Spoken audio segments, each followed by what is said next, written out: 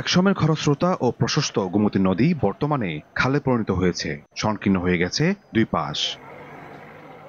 তবে নদীটির দুই তীরে শুরু হয়েছে অবৈধভাবে মাটি কাটা। কুমিল্লা সদর উপজেলার বিবিরবাজার থেকে দাউদকান্দি উপজেলা পর্যন্ত বহমান গোমতীর বিভিন্ন অংশে মাটি কাটার কারণে আবারও হুমকিতে বেড়িবাঁধ। অনেক অংশে নদীগর্ভে চলে গেছে পার্শ্ববর্তী ক্ষেতের ফসল। এছাড়া বসতবাড়ি, দোকানসহ বিভিন্ন স্থাপনা নির্মাণ করে অবৈধভাবে নদীর জায়গা দখল করেছে স্থানীয় প্রভাবশালীরা। এতে ক্ষুব্ধ এলাকাবাসী। মাটি কাটার ফলে আমরা চারদিকে 4টা জমি থাকে, 4টা জমি ভেঙে ফেলছে। অন্য ফসলাদি হইতো, ধান হইতো, এখন মনে করেন যে এইভাবে মনে করেন যে একবার গভীর করে ফেলছে। অবৈধ স্থাপনাটা যাতে বন্ধ করে দেয়, এটা যাতে না করতে পারে। নদীর দুই পারে যারা মানুষ আছেন, আমরা খুব বেশি ক্ষয়ক্ষতির সম্মুখীন হচ্ছি। মাটি কাটা বন্ধ, স্থাপনা উচ্ছেদে শীঘ্রই ব্যবস্থা নেওয়ার আশ্বাস পানি উন্নয়ন বোর্ড ও প্রশাসনের। 242টি অবৈধ স্থাপনার লিস্ট করা হয়েছে। লিস্ট করে আমরা বোর্ডে প্রেরণ করেছি।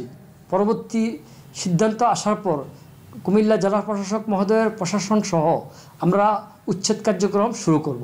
অবৈধভাবে যে মাটি কাটা, সেটার বিরুদ্ধে আমাদের জেলা প্রশাসনের বিজ্ঞ নির্বাহী ম্যাজিস্ট্রেটগণ নিয়মিত ভ্রাম্যমাণ আদালতের কার্যক্রম পরিচালনা করছে। পানি উন্নয়ন বোর্ডের তথ্য মতে গোমতীর তীরে তালিকাভুক্ত 242টি অবৈধ স্থাপনা রয়েছে। তবে জেলা প্রশাসন বলছে অবৈধ দখলদার রয়েছে 779 জন। ইশতিয়াক আহমেদ, সময় সংবাদ, কুমিল্লা।